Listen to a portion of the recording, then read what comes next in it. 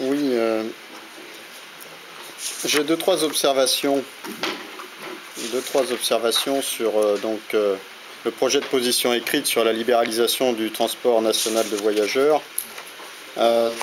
Tout d'abord, sur le point A, principale raison politique, j'ai noté, page 2 au 3e paragraphe, vous précisez sur le financement de l'État, par l'État de l'infrastructure et du transport public de voyageurs est indispensable à la mobilité de tous ses citoyens.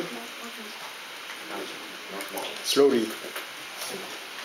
Dans cette optique, l'État doit décider de fournir ce service en faisant appel à ses propres entreprises publiques ou en permettant à des entreprises privées d'en générer un bénéfice. C'est cette formule que je ne comprends pas tout à fait. Dans quel sens on entend confier donc le service de transport de voyageurs à des entreprises privées pour en générer un bénéfice?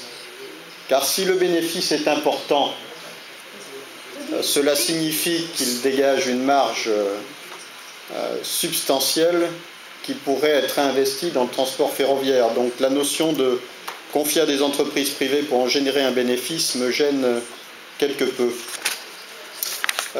Sur les répercussions également de l'ouverture de l'accès à la concurrence, lorsque l'on parle des conséquences qui seront une diminution des services au public ou une augmentation des indemnisations, donc les conséquences, je pense qu'il faudrait réaffirmer, je ne sais pas si ce principe est bien traduisible dans tous nos pays européens, mais le principe de péréquation. Car la libéralisation, c'est quoi en fin de compte? C'est de la vente à la découpe. En France, 78% du trafic se fait sur 30% du réseau ferroviaire. Je crois savoir que dans d'autres pays européens, c'est pas loin parfois de la même proportion. En tout cas, une grande partie du trafic est fait sur la moitié ou le tiers du réseau ferroviaire.